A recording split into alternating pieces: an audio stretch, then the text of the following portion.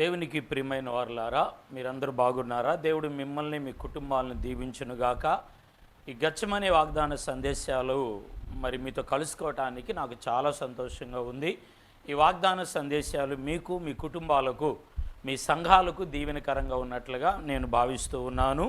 మీ phone కాళ్ళు, మీ పిలుపు, మీ పలకరింపు నన్ను కూడా, మా సంఘాన్నే చాలా ప్రోత్సాహకరంగా ఉన్నది. మా నిమిత్తము, ఈ పరిచయ నిమిత్తం కూడా ఆర్థిక విషయాలలో, ఆధ్యాత్మికమైన విషయాల కొరకు మీ వ్యక్తిగత ప్రార్థనలో కూడా మీరు ప్రార్థన చేయండి.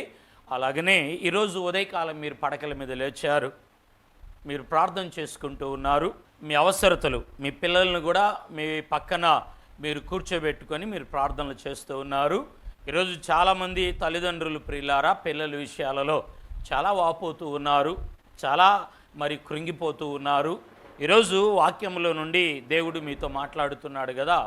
ఒక చక్కటి వాగ్దానం పడకల మీద ఉన్న మీతోనూ, వాగ్దాన రూపంలో ఉన్న మీతోనూ నా దేవుడు చెప్పి మిమ్మల్ని ఆదరించేది ఏమై ఉన్నదంటే 115వ కీర్తన 12-13 వచనాల్లో ఇలాగ వ్రాయబడుతుందండి. యెహోవా మమ్మును మరచిపోలేదు, ఆయన మమ్మును ఆశీర్వదించును, ఆయన ఇశ్రాయేలీయులను ఆశీర్వదించును, అహరోను వంశస్థులను ఆయన ఆశీర్వదించును. 13లో అంటున్నాడు, పిన్నలనేమి అనగా పిల్లలనేమి, పెద్దలనేమి, తన యందు భయభక్తులు గల వారిని యెహోవా ఆశీర్వదించును. ప్రియులారా, పడకల మీద ఉన్న మీతో దేవుడు ఇస్తున్న వాగ్దానం ఏంటంటే, ఇశ్రాయేలీయులను మరవని దేవుడు, మరచిపోని దేవుడు. ఇశ్రాయేలీయులను మరవకుండా, మరచిపోకుండా వాక్యములు మనం చూస్తున్నాం కదా, వారిని ఆయన ఆశీర్వదించును అన్నాడు. ఏంటి ఆశీర్వాదం అంటే, పిల్లలనేమి పెద్దలనేమి ఆయన ఆశీర్వదించును అన్నాడు. నా ప్రియ సహోదరి సహోదరులారా, ఈ ఉదయకాల వాగ్దాన సందేశాలలో మీరు దేవుని భయాన్ని కలిగి ఉంటే, దేవునికి మీరు భయపడితే, దైవ సన్నిధిలో కనుక మీరు కొనసాగితే, యేసేపు అంటాడు కదా, ఐగుప్తు దేశానికి వెళ్ళి రాజు అయిన తర్వాత అతడు యవన కాలంలో చిన్న వయసులో వెళ్ళిపోతాడు. అన్నదమ్ముల చేత తృణీకరింపబడి, కొట్టబడి, పోతీఫర్ భార్య దగ్గర శోధన శ్రమలను ఎదుర్కొని ప్రియులారా రాజు అవుతాడు. అప్పుడు వారి అన్నదమ్ముళ్ళు అయిన వారందరూ కూడా తన దగ్గర సహాయం కొరకు అర్థించి వెళ్ళినప్పుడు ఆయన ఒక మాట అంటాడు, అద్భుతమైన మాట ఏంటంటే, నేను దేవునికి భయపడువాడును. స్తోత్రం. అంటే దేవుని భయాన్ని కలిగిన వాడును అంటున్నాడు. కాబట్టి ప్రియులారా, ఎవరిలో దేవుని భయం ఉంటుందో మితి లేకుండా, హద్దులు లేకుండా ఆయన ఆశీర్వదించే దేవుడు. యేసేపుని మితి లేకుండా, హద్దులు లేకుండా ప్రియులారా ఐగుప్తు దేశానికి రాజుగా చేశాడు. ఇక్కడ 115వ కీర్తనలో కూడా 12-13లో ఏమంటున్నాడంటే, ప్రియులారా, మీరు దేవుని భయాన్ని కలిగి ఉన్నప్పుడు ఆయన మిమ్మల్ని మర్చిపోకుండా మీ పిల్లలను ఆయన ఏమంటున్నాడంటే ఆశీర్వదిస్తాను అంటున్నాడు. దేవుడు మర్చిపోయాడు అనుకుంటున్నారా? దేవుడు విడిచిపెట్టాడు అనుకుంటున్నారా? దేవుడు దూరమయ్యాడని అనుకుంటున్నారా? లేదండి. ఆయన మిమ్మలను, మీ పిల్లలను మరచిపోకుండా ఆయన ఆశీర్వదించే దేవుడు. ఆశీర్వదిస్తాడు, ఆయన ఆశీర్వదిస్తాడండి.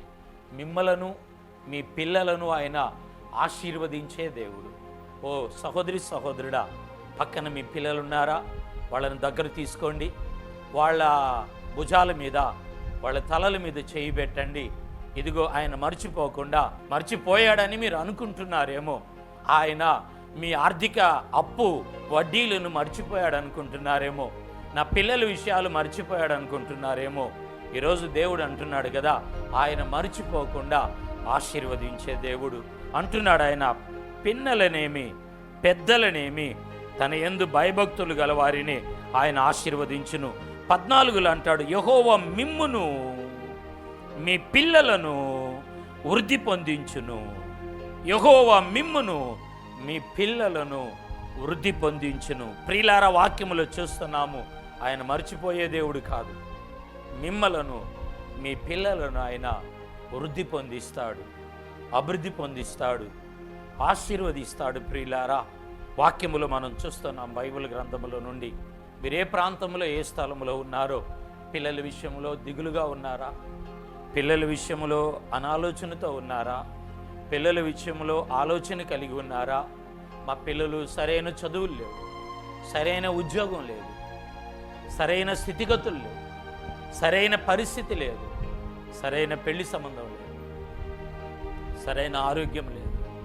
మా పిల్లలు ఎలాగా హెచ్చింపబడతారు, ఎలా దీవించబడతారు? మా పిల్లల్ని ఎలాగా, నా యజమానుడు లేడు, నా యజమానురాలు లేదు, నా పరిస్థితి ఏమని అంటున్నాడు 14లో. యెహోవా మిమ్మును మీ పిల్లలను ఆయన వృద్ధి పొందిస్తాడు, ఆశీర్వదిస్తాడు. ప్రియులారా, ఈ ఆశీర్వాదం కావాలో మీ పిల్లల కొరకు. ఆయన మిమ్మలను ఇశ్రాయేలీయులకు ఇస్తున్న వాగ్దానం ఆయన మీకు ఇస్తున్నాడు. ఈ రోజున ఆయన మిమ్మలను మర్చిపోడు, మీ పిల్లలను మర్చిపోడు. పిన్నెలనేమి పెద్దలనేమి తన యందు భయభక్తులు కలిగిన వారిని అంటున్నాడు. ప్రియులారా, ఆయన వృద్ధి పొందిస్తాడు. ఈరోజు ఏదో ప్రాంతంలో ఈ యూట్యూబ్ ద్వారా, ఈ ఛానల్ ద్వారా మీరు చూస్తూ ఉన్నారు. మీ పిల్లల విషయంలో ఏదో సమస్య, ఏదో మొండి కార్యం, ఏదో కోర్టు కేసు, ఏదో ఉద్యోగంలో సమస్య, డబ్బులు కట్టి ఖచ్చితంగా నా దేవుడు విడుదలిచ్చి ఆశీర్వదిస్తాడు, బలపరుస్తాడు. మిత్రమా, నడిపిస్తాడండి. దేవుని వాక్యంలో మనం చూస్తూ ఉన్నాం. కాబట్టి ఈరోజు ఈ వాగ్దానాన్ని మీరు తీసుకొని దైవ సన్నిధిలో కొనసాగండి. దేవుడు మిమ్మల్ని ఆశీర్వదిస్తాడు. మీరు ఎక్కడున్నారో మీ పిల్లల్ని సమీపంగా చేసుకొని మీరు ప్రార్థియండి. నేను ప్రార్థన చేస్తాను. ప్రేమ కలిగిన మా తండ్రి, మీకు వందనాలయ్యా. కృప కలిగిన రక్షక, స్తోత్రాలయ్యా. నీ ప్రాంతంలో యూట్యూబ్ ద్వారా ప్రభువా, వారి బిడ్డల తలల మీద చేయబెట్టి, భుజాల మీద చేతులు ఇచ్చి వారు ప్రార్థన చేస్తున్నారు తండ్రి. కృపతో జ్ఞాపకం చేసుకోయ్యా. దయతో మీరు దర్శించండి తండ్రి. వారి ఉద్యోగాలు ప్రభువా మర్చిపోవద్దయ్యా, వారి ఆరోగ్యాలు మర్చిపోవద్దయ్యా, వారి ఆశీర్వాదాలు, వివాహాలు మర్చిపోవద్దయ్యా. ఏ పిల్లల కొరకు ఎవరు నలిగి ఉన్నారో పిల్లల్ని హెచ్చి, పిల్లల్ని దీవి అయ్యా, పిల్లల్ని ఆశీర్వదించండి, పిల్లల్ని మీరు బలపరచండి తండ్రి. మీకు వందనాలు. మహాకృపతో నింపండి తండ్రి. ఈ గచ్చమని వాగ్దాన సందేశాలు దీవెనకరంగా, మేలుకరంగా మార్చమని యేసు నామమున ప్రార్థించి అడిగి పొంది ఉన్నాము తండ్రి. ఆమేన్.